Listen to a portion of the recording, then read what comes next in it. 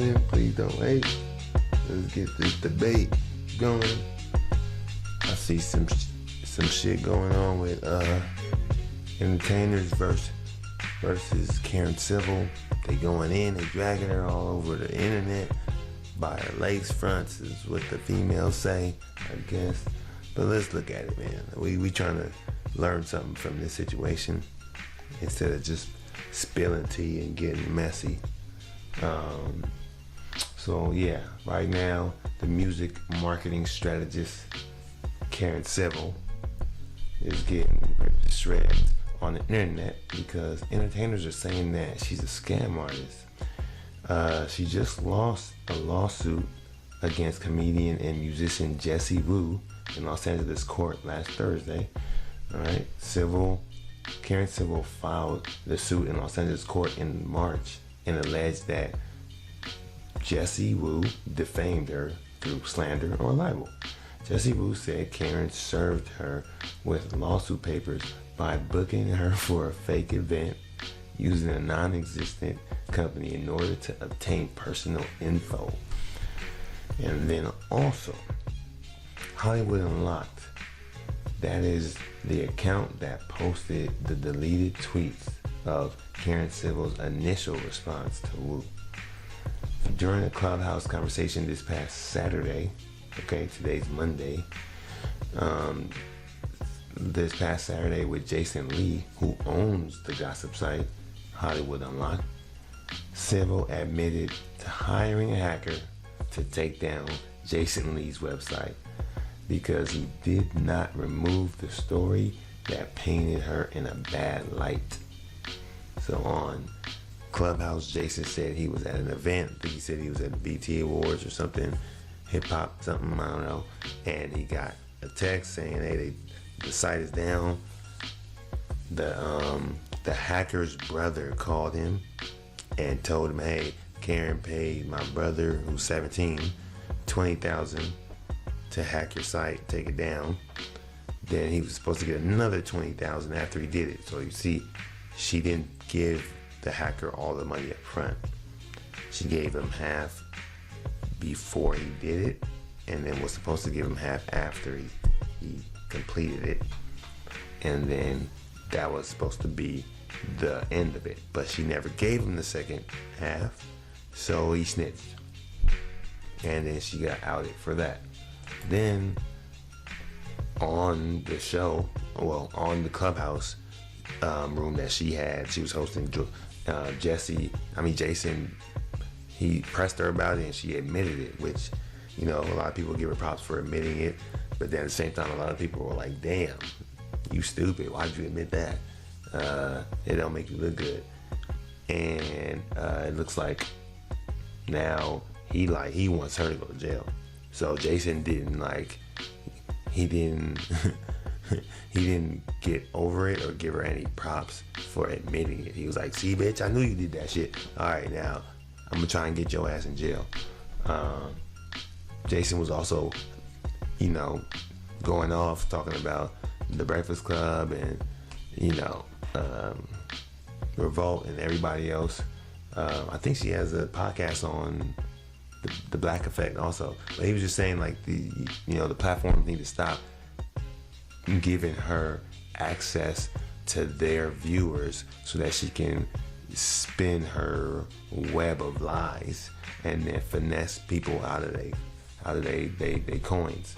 So on top of that, after the Jason Lee situation, Joyner Lucas, he pulled up to the same page. He pulled up on her too. Pulled up on her bumper. "Beep, beep, my turn, you bleep." And he went in on her and was like, "Yo, well, let's read how it goes." Musician Joyner Lucas detailed his dealings with Civil, who he claimed stole $60,000 from him. He hired her for a consulting job at the start of his career, and she allegedly never delivered in 2016.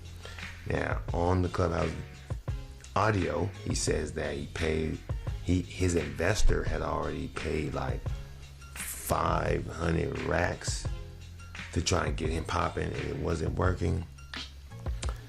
So this was his last ditch effort to try and basically get on, because the blogs they run the music business right now. The blogs and the record labels, of course. But the record labels only respond after you get popping on the blogs. So Joyner said that he went with his investor to the bank to withdraw $60,000 and send it to her. Send her a cashier's check or whatever they did.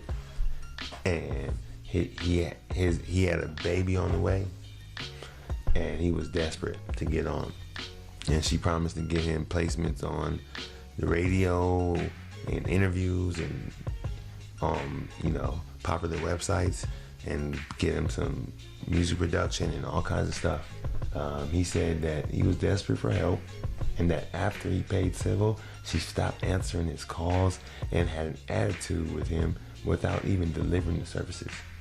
He also said that she used the money to go on vacation, and when he was blowing her up, she wouldn't answer. Then finally she answered, like, "Hey, stop calling me, bruh. I'm on vacation."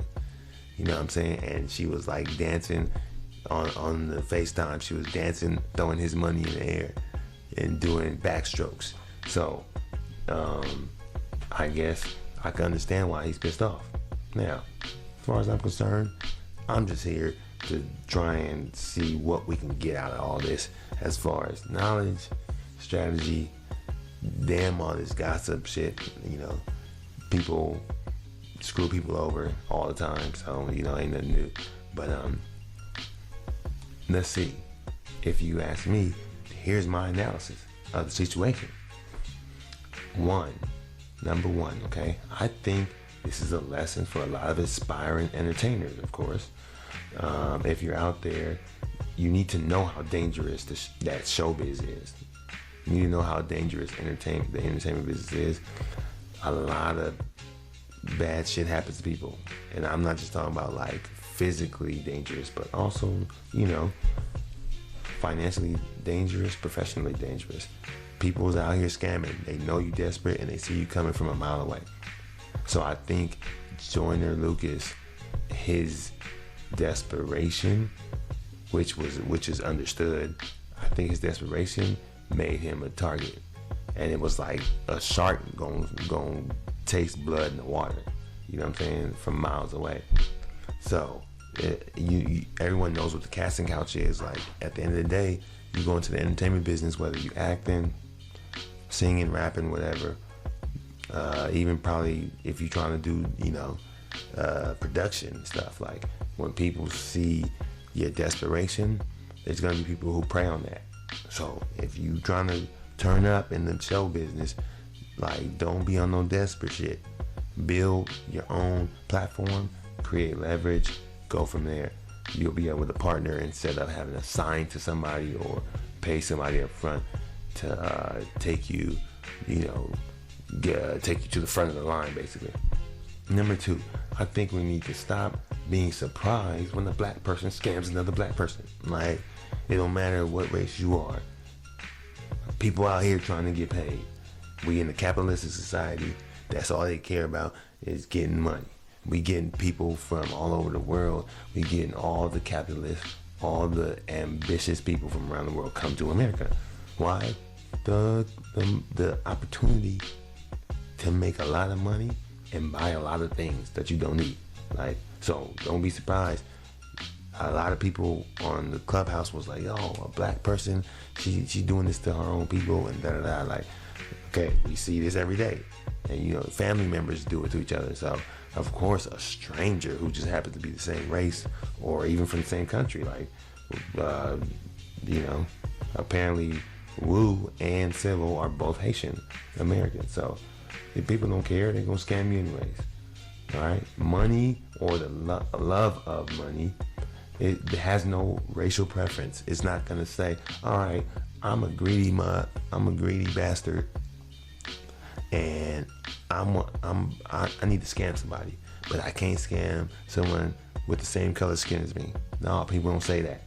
Once they decide they after the dough, then they after the dough at any cost. You know what I'm saying? We seen people do crazy shit. People shooting up cops and stuff just to get money. Like, I don't know. So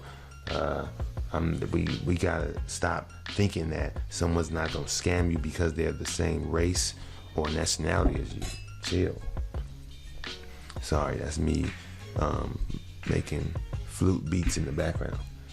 Alright, so number 3, maybe artists should pay for marketing and networking as a membership instead of paying a lump sum up front.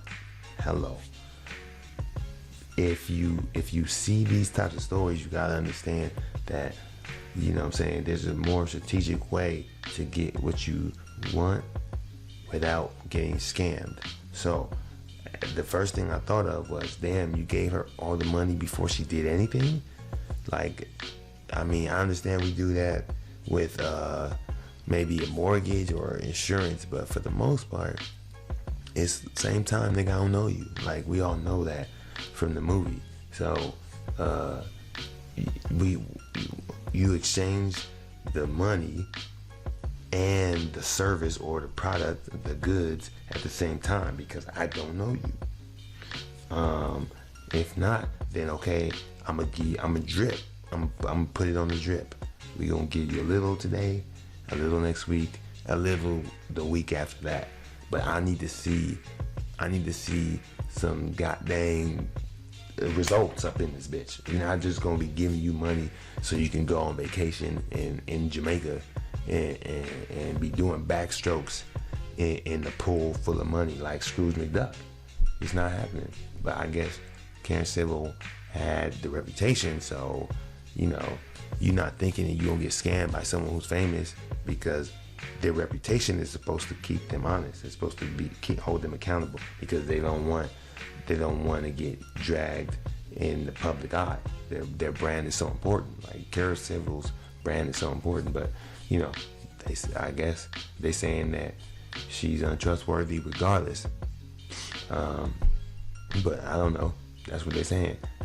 Lastly, I just want to say we need to educate our kids on business and finance. That is something I'm big on. You know, I went to school. I studied music and film and all this stuff, and then I switched over to finance. So I understand both sides. And if instead of black folks just singing and dancing for rich people, we need to also understand business and learn that too. Yes, we are talented, but we're not just physically talented. We're also mentally talented too. So learn the business. You study, you work on your craft as an artist, but you understand that your art almost means nothing if you can't make a living off of it.